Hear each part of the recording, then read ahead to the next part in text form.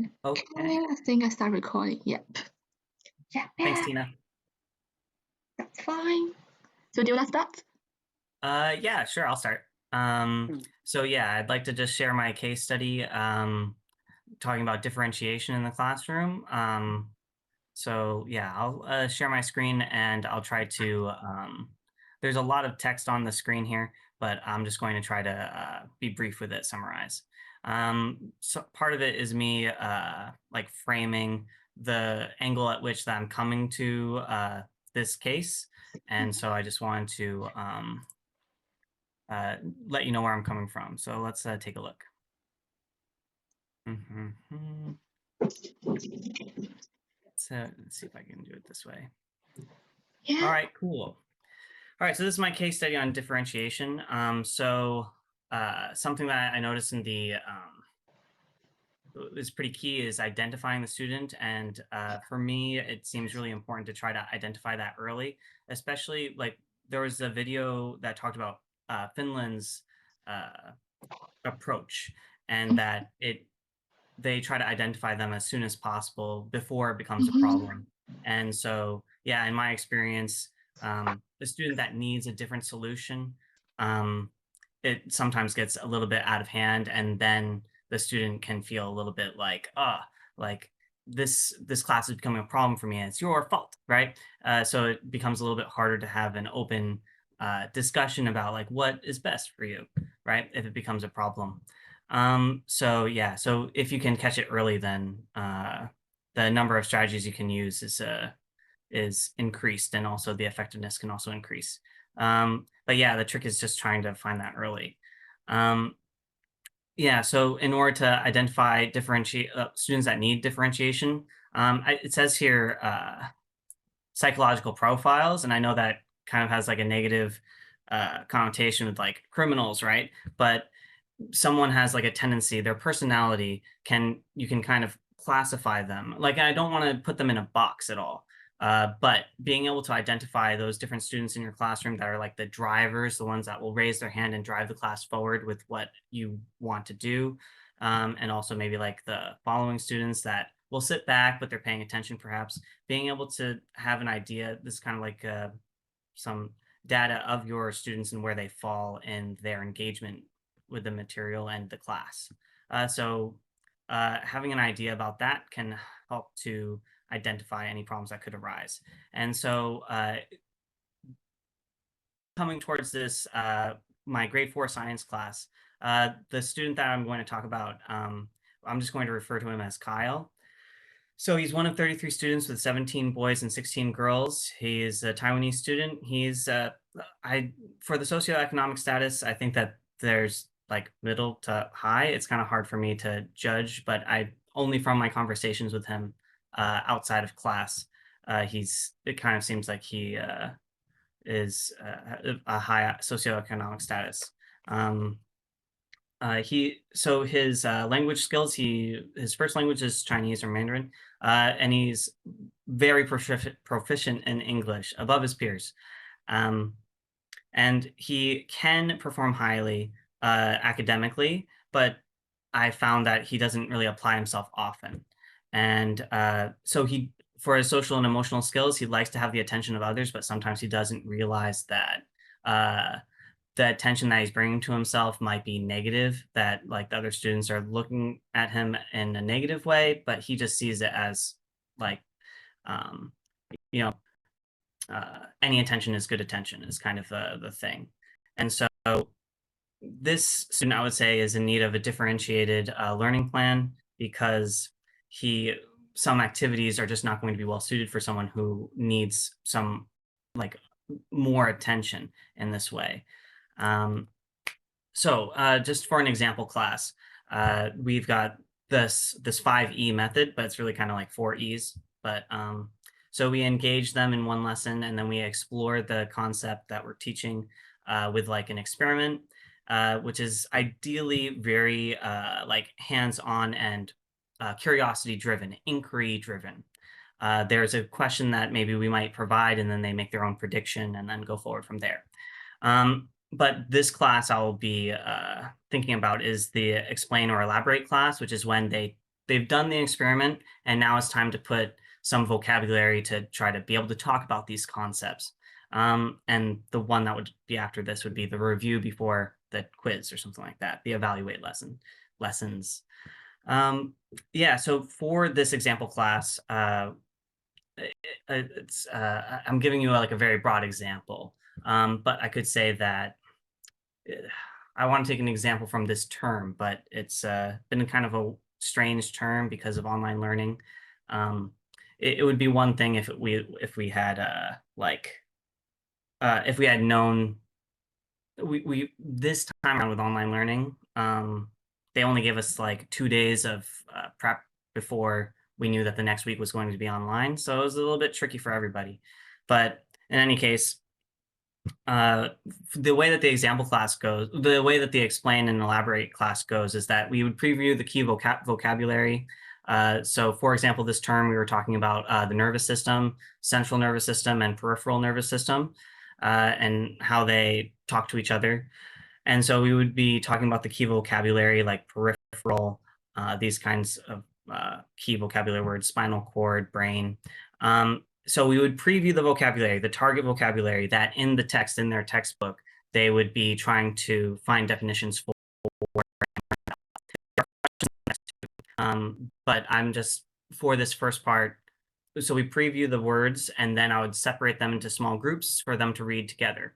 Uh, so the way that I would do this is that I would have maybe a group of three use their fingers so I can tell from as I'm walking around the classroom, checking for pronunciation and also for engagement with the activity.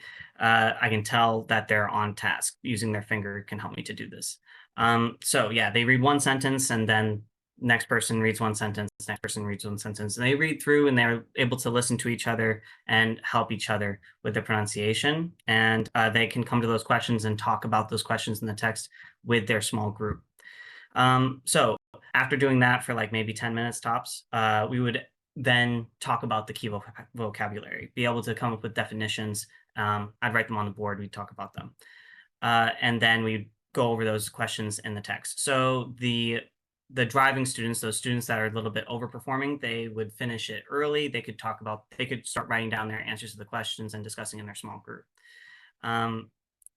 So emergent issues that would occur here with Kyle is that he would shout as he reads with his partners so that he would draw the attention of everyone nearby, just kind of being a little bit disruptive here and distracting other students from the task at hand. So um, it seems that he's not really getting what he wants from this activity. He wants to kind of hijack it a little bit. Talking about Hattie's effect sizes aren't helping the situation. Could be boredom. He's bored. He's able to finish it early. Bullying, perhaps. In this particular class, I know that bullying is the surface motivation and approach. I think that there's his motivation for engaging in class is a little bit separate from what the goal of the class is trying to achieve, or something like this. And so if I could adjust the perceived task value, say that, okay, if you are able to be successful in this task, then you could get a chance to get some more attention. That would be something. So over the semester, I've tried different strategies with this. Like I would give him the opportunity to read the instructions to the class, or like talk, because the vocabulary is new. I could give it to him to say like, okay, can you preview the vocabulary? How do you read these? Because he is so advanced, try his best to pronounce these difficult new words on his own, and we could like encourage him for that, so positively reinforce that positive behavior. And then also bring into focus the UDL.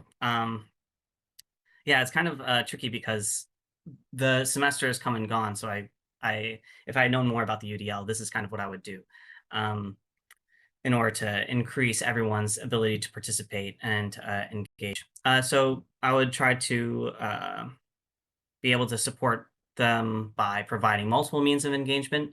So one way to adjust this activity so that there's more means of engagement is that I could have some students that work well towards this method of like reading together and listening to each other and checking each other, I could have one area of the classroom dedicated to that, but then other areas dedicated to another way to interact with the vocabulary. And the maybe I could have a handout or some sort of model that they could play with. So that would be an example of engagement of making them different means. So multiple means of representation. Oh, I got it mixed up here. Uh, Yeah, so I guess engaging with the material and then also being able to represent that material in a different way are kind of overlapping here.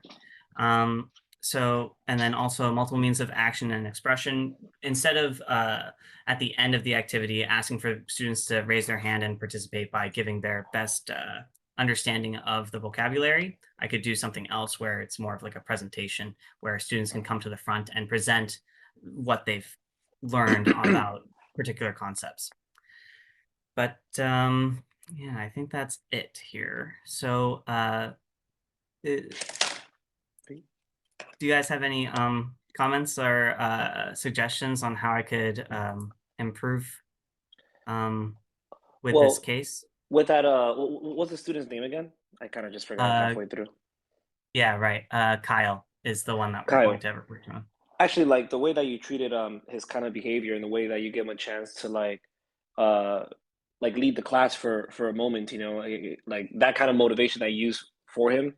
If he's able to improve his behavior, then you'll give him a chance to do that. Actually, that's honestly the same thing I do with a current student of mine. I have a current student of mine who uh I teach, grade one, grade two. I have a current student of mine that he just likes to sing during class. And I was told this before the student actually came to my class. He just likes to sing. So, the only way that this idea was given to me, the only way that we kind of made him to stop singing in class was we told him that, all right, if you do your work and you behave well, you can sing one song like at the end on a Wednesday or on a Friday to the whole class. And man, that simple method improved the kid's behavior so much because he was looking like so forward to sing to to the whole class at the end that he completely stopped singing throughout the day. Something so simple like that. Uh, So it's kind of similar method that you use for Kyle. nice. Yeah, that's awesome that he was able to change, your student was able Mm, to change their, like, keep that in mind. That's because that's so tricky because it's especially grade one and two, like be able to like have the presence of mind to be able to say, okay, yeah, on Wednesday I'll be able to do this thing, so I have to be nice today. yeah. Like being able to have And a there were some reward. days where like in the beginning he didn't follow it. He'll make some mistakes, and then he wasn't able to sing on Wednesday, and he kind of got upset about it. But then the next 2 days he was wanting to really for sure sing on Friday, so he would definitely follow the rules. So then after a moment he knew what the rules were. Because we also kind of enforced it, like if you break the rules, you're not gonna sing, right? Something like that. Mm. Did you find that like he was a little like did he become uh, did he grow to sing less? Like what I mean to say is like on Wednesday, did he did he ever say like, okay, I don't really care about singing on Wednesday, but I know that I really got to sing on Friday and it's gonna be great. So like, did Um, you have to adjust your plan at all? Maybe, kind of. I mean, we will definitely let him sing both the days. I mean, it was only we'll let him sing only for like a minute, just like any kind of song, even if it was some kind of like Chinese song, I wouldn't even understand it. But actually, we would let him sing. We would let him sing twice a week if for sure he wouldn't sing at all during class. Because I mean, he would sing all the time. Just students were like complaining to us, and even we'll still let him sing even if he did sing during class, but like as long as he stopped right away. Like we told him like don't do it, and then like he's like, oh, okay, okay, okay, and then he'll stop. Then that's okay. But if you just continue to do it like constantly, because we obviously can't grab Oh, him and put his hands around his mouth and be like, hey, stop. We can't do that. So, but yeah, it really worked, man. It's something that we were dealing with for like 2 months, and then we finally found a solution for it. It's so silly, man, but it that's works. It awesome. works so well. Yeah. That's awesome. Tina, do you want to say So, something? cause I haven't teach those like grade one to grade five students, so Mm, I don't know how they behave or how they like look like. But they're crazy. seriously, I mean, we cannot just tell students you can't do this. We need to tell them why you can't do this. So you need to give Yeah, the yeah. reason. Yeah, especially the ones that get a little smarter. Most of the time with the younger students, that's kind of one of the reasons I like teaching younger students, is because at least in China, Mm-hmm. I mean in the US it wouldn't be this way, but in China, like they kind of just a lot of them won't ask you why. They just kind of like respect your authority because you're kind of like, like Mm-hmm. the boss of the class, and they're more respectful towards just saying, okay, I just can't do this because I'll get in trouble. But Mm-hmm. as they get older and more clever, once they already like Yeah. been with you for 1 or 2 years, they start asking you why all the time, and then that really pisses you off, because most kids don't ask why, but there's some students that ask why. But I'm Mm-hmm. sure with older students, there's a lot of people that ask why, right? Yeah. You need to tell them the reason, like why you can't do this, but otherwise he will just behave like his own way, in his own way. Yeah, right. Yeah, with Kyle, it was oh man, it's so difficult because he wants the attention. Like I mean, I do this. I always try to be as specific as possible, especially with Mm-hmm. my like adjustments. I'm like, okay, hey, I can't hear these people, or they can't hear each other over here. Mm-hmm. Let's try to read at a normal classroom level. Mm-hmm. And he'll just say, okay, and you'll wait for me to get farther away listening to another group, and then right back at it. By the way, But did you talk with his parents or not? Like, uh I mean, his behavior may be due to like family background or like family like those things. that's true. Yeah, the communication in my school is not so great. What Mm-hmm. would the style is that I would write a message in the teacher's journal, Mm-hmm. which the homeroom teacher sees, Mm-hmm. and then he can follow up on that, or she can Mm-hmm. follow up on that, and Mm-hmm.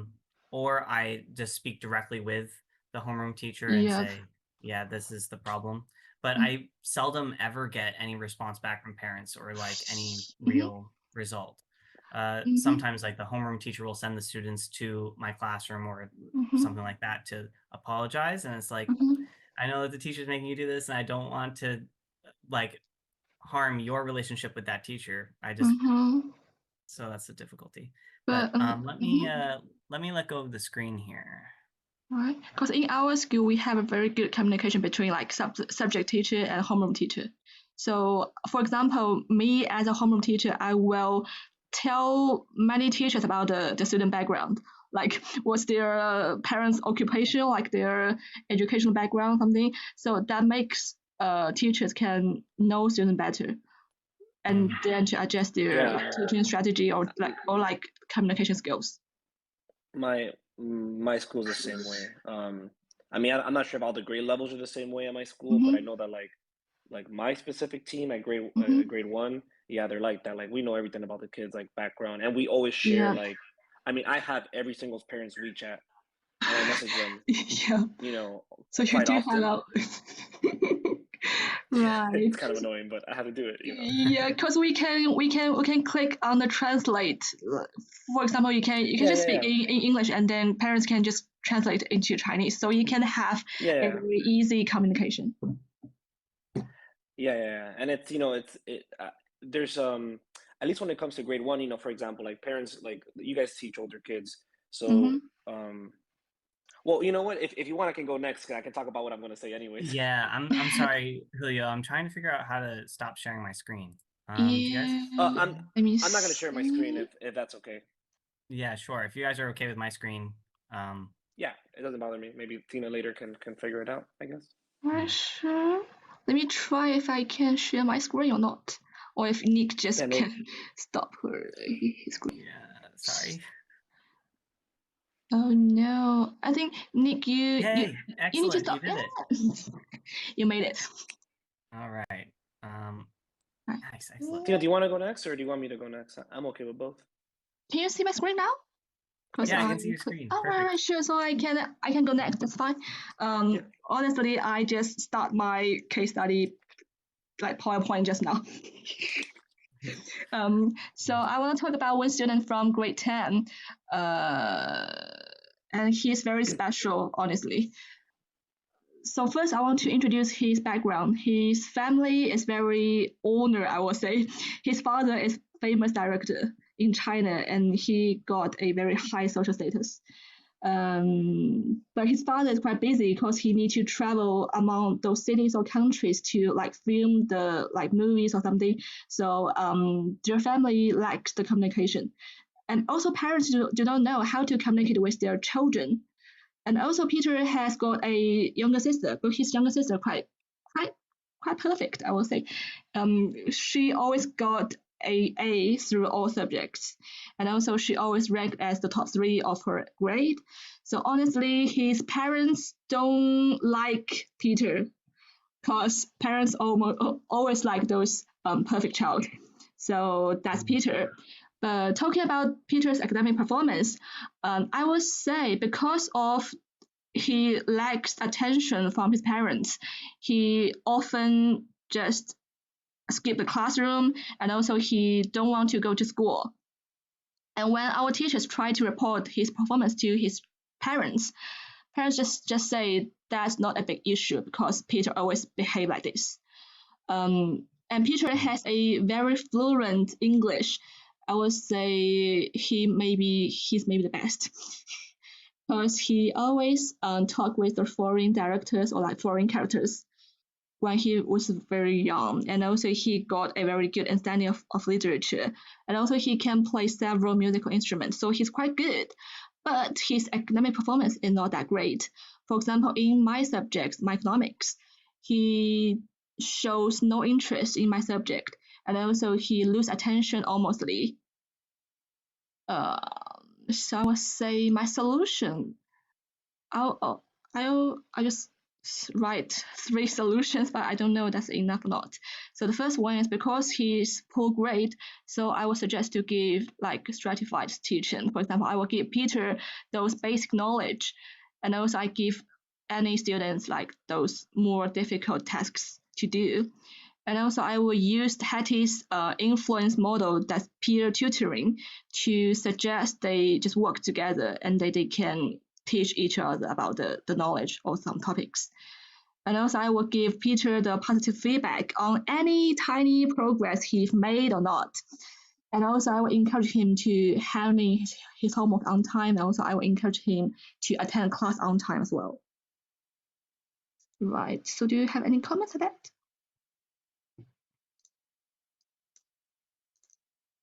Yeah, this is a little bit out of my my wheelhouse, right? Because I don't know, how do you convince someone to come to class when there's no consequences, I guess? Yeah, so you know the solution that parents do is to give money to this child. Like if you go to the class on time, I will give you like how much money. So that's the solution that parents do. Oh man, I mean, I wish I had those parents. I mean, this is not a good solution, but this child can go to classroom on time nowadays. But I don't know how to keep his focus on class. Like he's just physically be in the classroom, but his mentally is just go to anywhere else.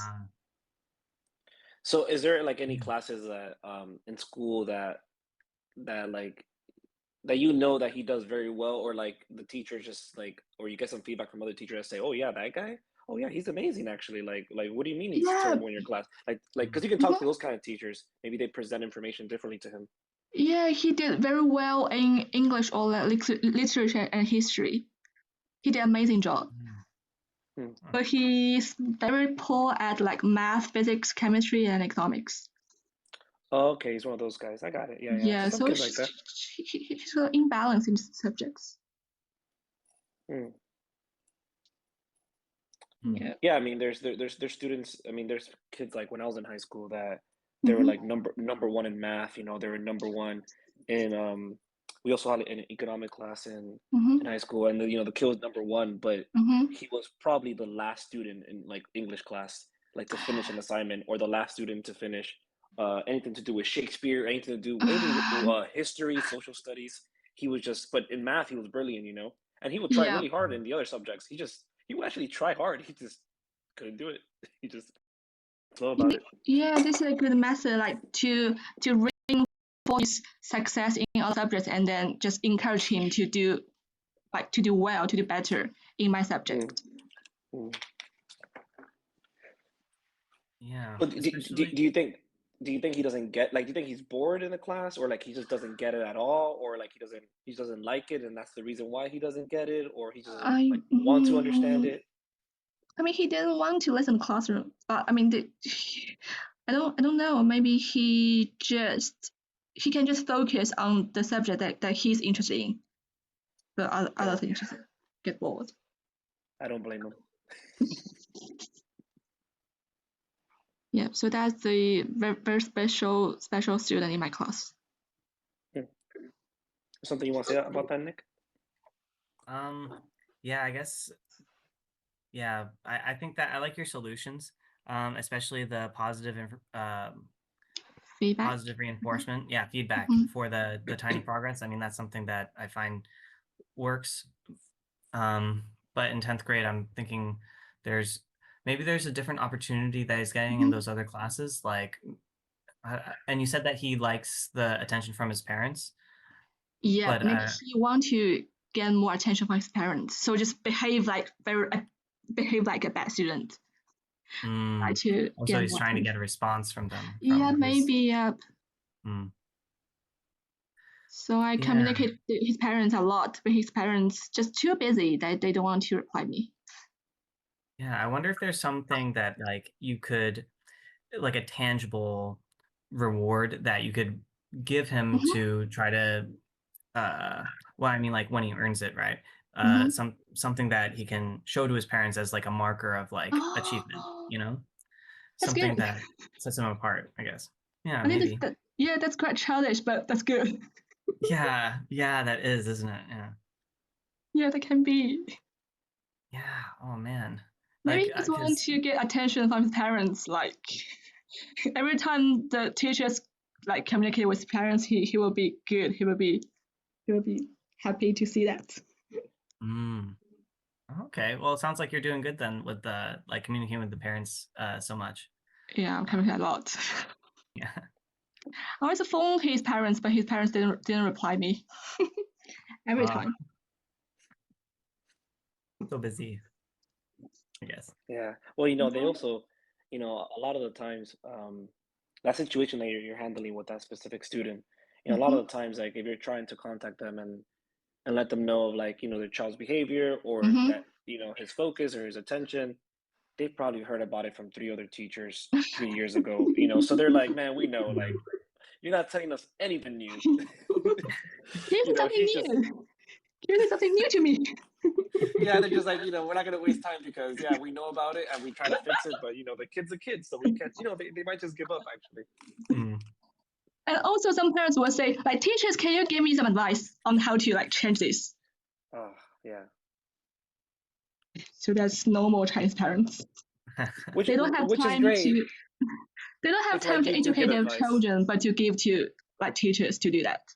Yeah, yeah. And sometimes you give advice and like, actually you can give advice. Some parents are willing to listen to it, but some parents you give them advice and they're like, they actually won't do it. And they Mm-hmm. actually want you to Mm. do more. Sometimes they want you to be the parent. And you're like, well, Yeah, I yeah, can control him yeah, for 3 hours, but I can't yeah, control him outside of school. yeah. Because Mm. our school is a boarding school, so just parents Cool.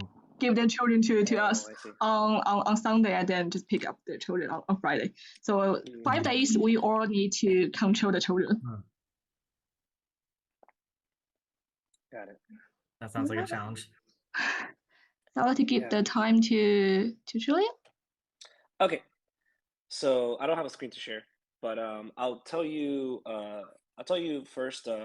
First, I'll tell you how we differentiate like students on different levels, and then I'll tell you specifically like about one student that we've had success, like one very difficult student we've had success with, and another difficult student that we just like I just don't know what to do, and other teachers don't know what to do other than like talk to the psychologist at a school that we have and have the psychologist talk to parents. And we have done that, and we still haven't had a lot of success. But so I'll get into it first of all. So my school is a kindergarten to high school. The high school is quite new. So there's only like 15 students. It just started this year. There's only like 15 students, like very low numbers. But the kindergarten and the primary school and the middle school, they're pretty maxed out. So there's almost no way for users to come in unless there's space available, and there's barely ever space available. So the only way that students can actually come in is right in first grade. Because second, third, fourth, and fifth, the student just stay. Maybe there's one student that leaves and can actually come in. But actually, the only way students can come in is usually like the mass amount of students come in is through first grade. And there's kind of an issue with that. And this has to do with differentiating like economic families and students that have different levels. Okay, so there's a policy in Hangzhou. I don't know if it's everywhere in China, but it's in Hangzhou where if if students are going to a school for first grade, uh, we can't select the students who come inside. So I'll give you an example. Our school has a kindergarten, and our kindergarten is full, has maybe like 100 students. Out of those 100 students, you would think, well, they're already in our kindergarten. They'll be able to move up to first grade. No, only 20% of those actual students in kindergarten are allowed to come to first grade. This gives a chance for, like, and that's a government policy, so that gives a chance for the other 80% of students that come in. So let's say there's 120 students that go into first grade. Only 20 students, maybe 15 students can actually come that are our own students that we taught them in our own methods that have amazing English because we've had them for 2 years in kindergarten, maybe 1 year, 3 years. And so those other 100 students come from rural areas. Maybe the parents just came to Hangzhou. Maybe those students come from like not so rich families. Maybe they're just like on that border of the economic family. Our school is still quite expensive, so it's like anybody who goes to our school has to be rich. But it doesn't mean that those are parents that put a lot of focus on their kids' education, or that those students even know a lot of English. So sometimes when we get our grade 1 students that got accepted, so those 80% of students get accepted through a lottery system. They just apply, and the government themselves pick which students are allowed to go, like just random lottery, like literally winning the lottery, are allowed to go to our school. So this has a lot of effects with us differentiating students. Whereas maybe 2 years ago, we can pick 90% of our kindergarten students where we know those students. We've had them for 1 or 2 years. We've taught them, like the teachers in that school, in that kindergarten school, can come talk to us and be like, yeah, you're getting this kid, this kid has this disability, this kid is great at English, they're all quite good at English, something like that. But no, it's not like that. So we get students that have amazing English that come from other schools, amazing English that have from our schools, or we have kids that they don't even know that A is A, or B is B. And that's really difficult because there's just so many differentiated levels because of this policy that allows, other people to come in. So how do we deal with that situation, right? Well, we have to kind of level out the playing field, first of all. So one thing that we do right away is we do a thing called running records that has to do with reading. So we have reading classes 4 times a week with the students. And what we do is for 2 weeks, we just try to determine what their reading level is at. Now, it doesn't mean like reading level, like, okay, this guy's level 1, level 2, level 3. Actually, no, we follow a system of a very famous program called Reading A through Z. Have you guys ever heard of Reading A through Z?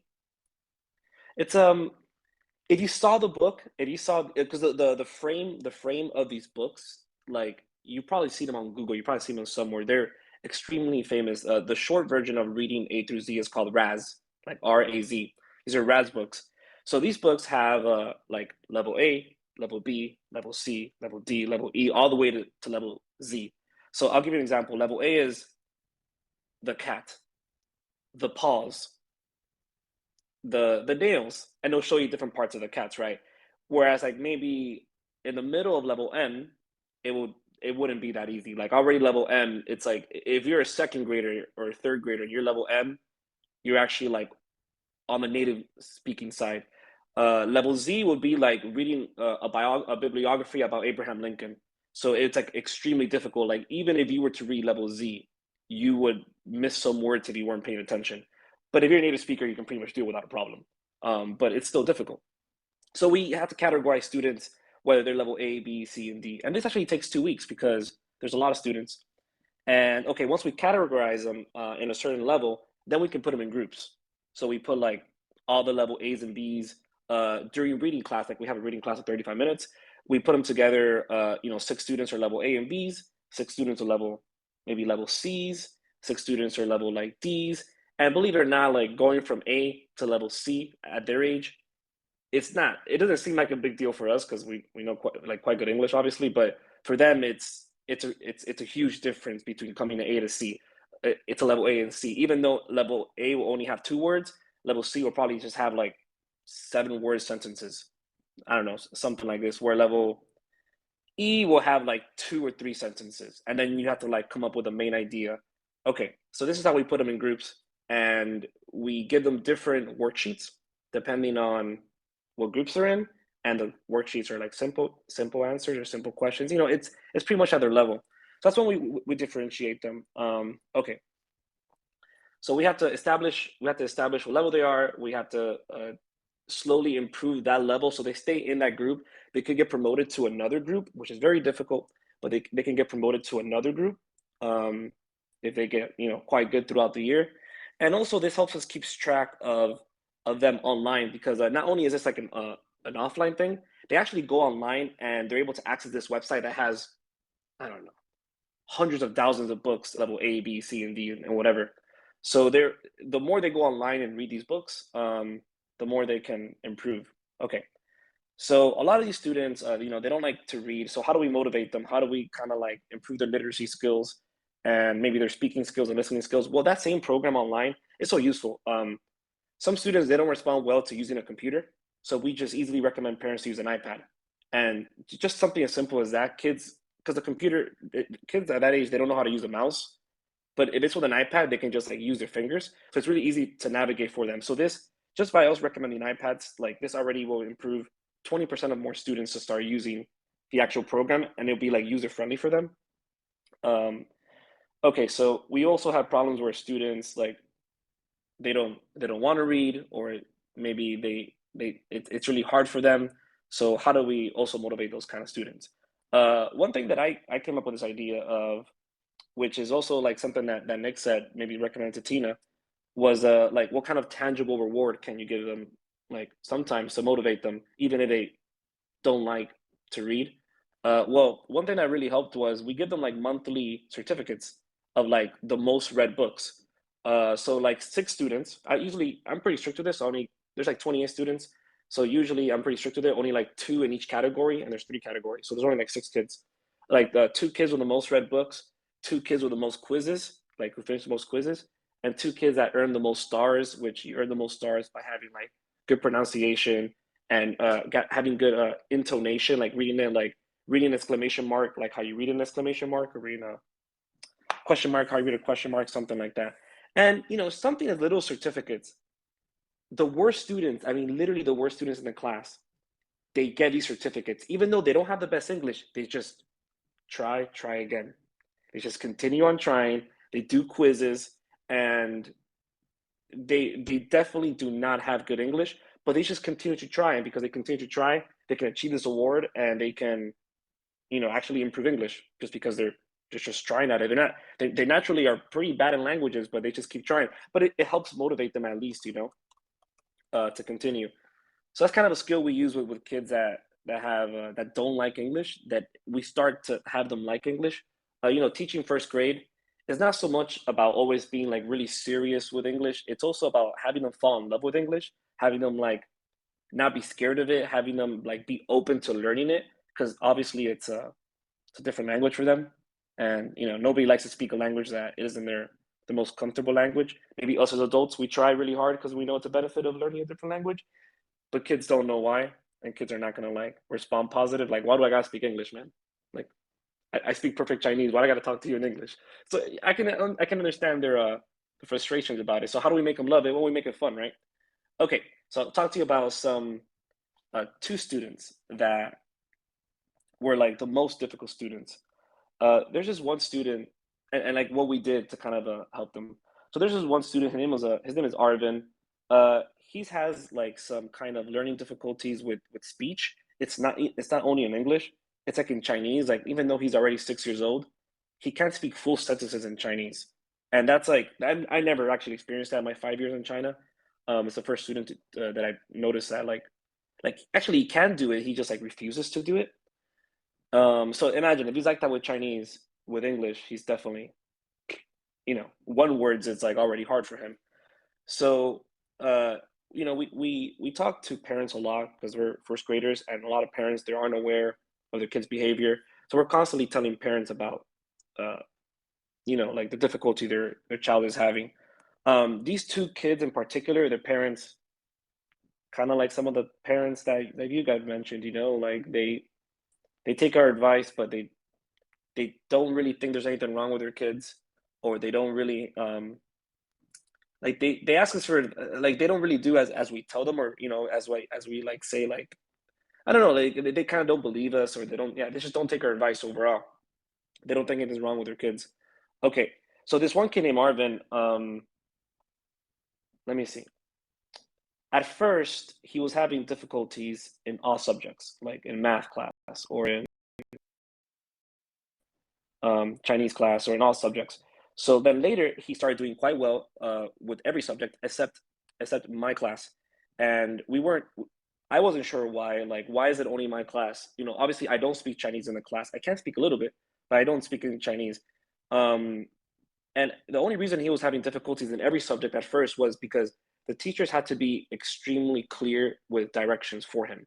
We had to be very, like, we can't just say, okay, circle the answer. We can't just do that with him. We have to literally get like, even though he understands circle the answer, we have to get a pencil, get on the board, circle it. This is how you do it, okay? All the other kids, there are 27 kids, are looking at us like, yeah, man, we know what circle the answer is. But this kid, like, he has to look at it.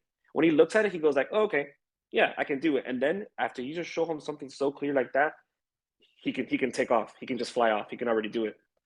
So this is something that in English, I mean, in my subject, it was really hard for me specifically to communicate with him because I can tell him some things in Chinese, but I didn't know enough to be extremely clear with him.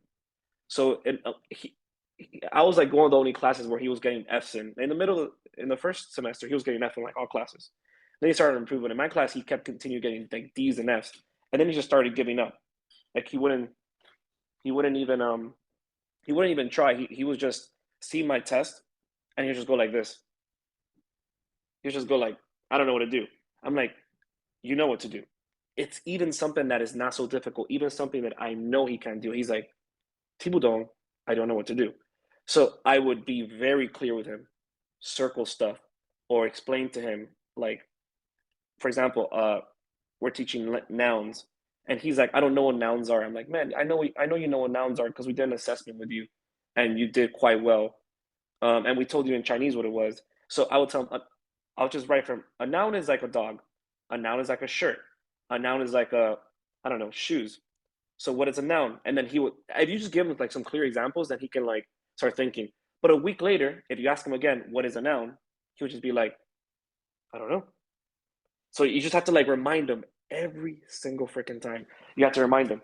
Anyway, so how did I fix this kid? Like be able to just be able to get from like having Fs to like a C or a B? Well, I had to speak Chinese to him. I had to get someone in the classroom, another student, to just translate for me all the time. I don't like to do that, but I had to get another student to constantly translate for me just the directions about what to do. So once I was able to, because he already had like listening problems, he already had speech problems. So it was just about having him to understand clearly about what to do. So I started having other kids just translate for me. And once I was able to do that, he was at least able to go from having Fs all the time to B's or C's, because all his problem really was is just like having clear about what to do. Or yeah, I mean, on top of all of that, he also had like attention, like he can't focus, he can't do this. He was the overall difficult student on top of everything that I just said. But yeah, just being super clear with him, and giving him.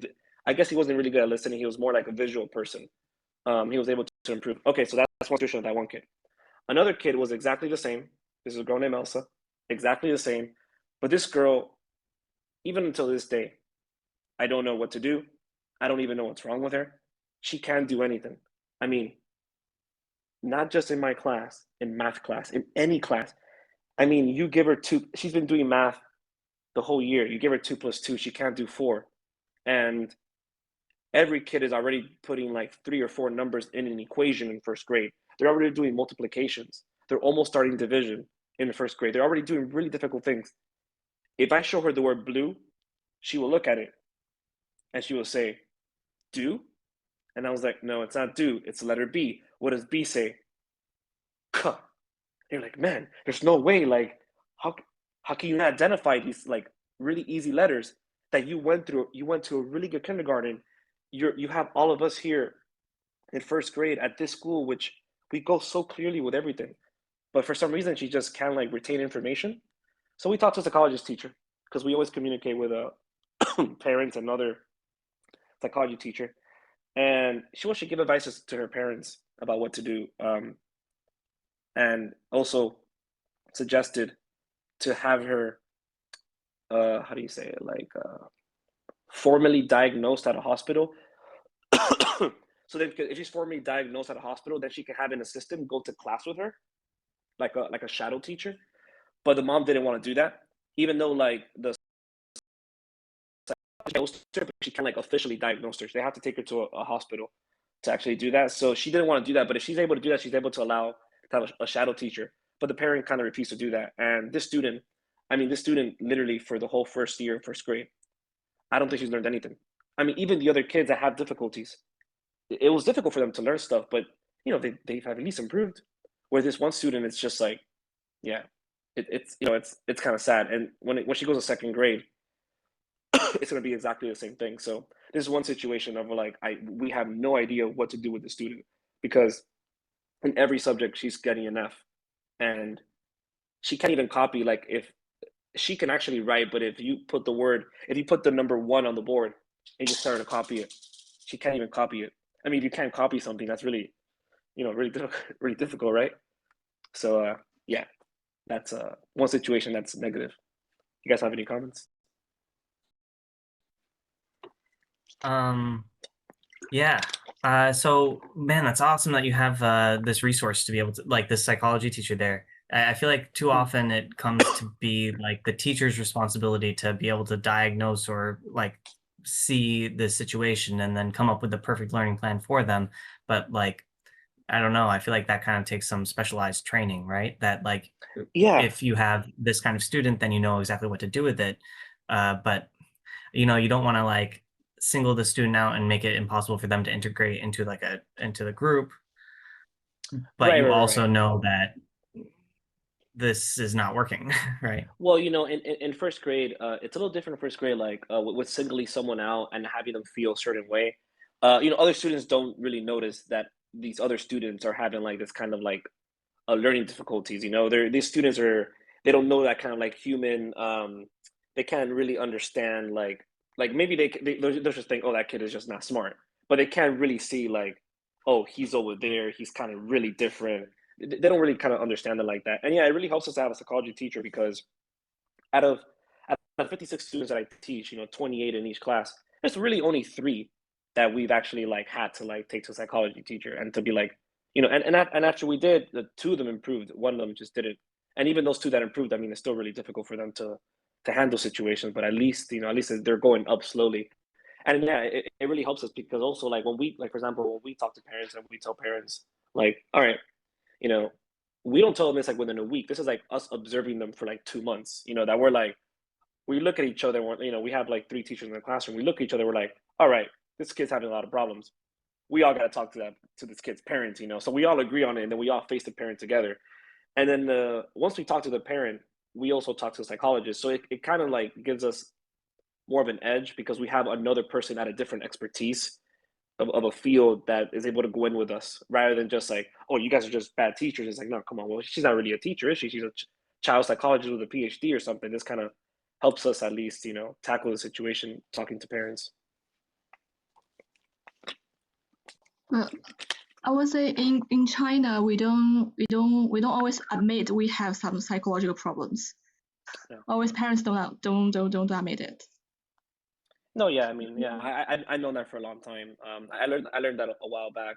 You know, it's almost like a shamefulness, you know, for people to go visit a Yep. psychologist, you know, this kind of stuff. I mean, I'm not gonna lie, like if I had to go to a psychologist too, you know, I wouldn't, I guess I wouldn't feel shame about it, but I would feel like, damn, you know, what's wrong with me too, right? Like, how come Yeah, I need to go to, yeah, but if I really have some problems, I will go to the psychologist. I feel yeah, or fine. drink alcohol, like I do.